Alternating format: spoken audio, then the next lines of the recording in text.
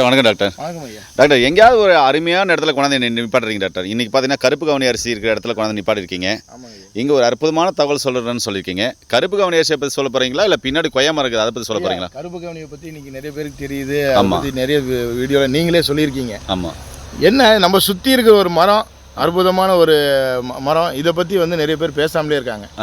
கொய்யா மரம், கொய்யா மரம் இது பாருங்கள், நல்லா பிஞ்சு காய் விட்டுருக்கு, இலைகள்லாம் நல்லா இருக்குது. இது வந்து சுகர் பேஷண்ட் வந்து என்ன பழத்தை சாப்பிட்றதுங்க, எதை சாப்பிட வேணான்னு சொல்லி கேட்குறாங்க.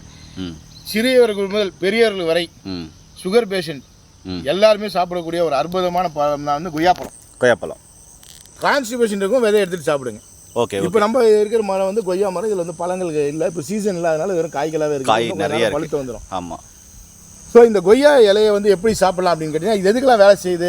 இந்த ஆல்கோஹால் இருக்கவங்க வந்து வீட்டுக்கு போகிறதுக்கு முன்னாடி இல்லை ஸ்மோக் பண்ணுவாங்க, இந்த வாயில் இந்த இலையை போட்டு மென்று சாப்பிட்டு போவாங்க. ஆமாம், வாசனை வரக்கூடாது அப்படின்றதுக்காக.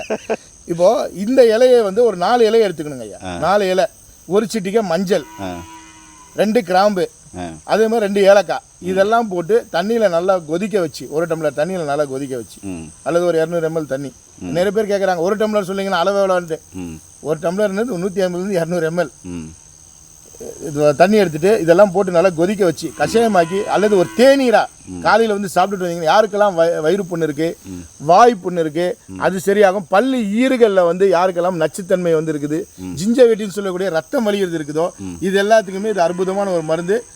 இந்த டயபெட்டிக் பேஷண்ட்ஸ் இதை வந்து சாப்பிடலாம். இந்த கொதிக்க வச்ச தண்ணீரை வந்து வாய் குப்பளி இருக்கிறதுக்கும் பயன்படுத்தலாம்.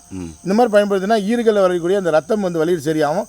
இருக்கிறதுல உலகத்திலே பெஸ்ட்டு விட்டமின்ஸ் மினரல்ஸ் நல்ல ஆன்டி ஆக்சிடென்ட் நிறைஞ்ச ஒரு பொருள்னா அது கொய்யா காய் தான். சூப்பருங்க ஐயா. மக்களுக்கு தேவையான அற்புதமான தகவல் சொல்லியிருக்கீங்க. நன்றி டாக்டர். நன்றி.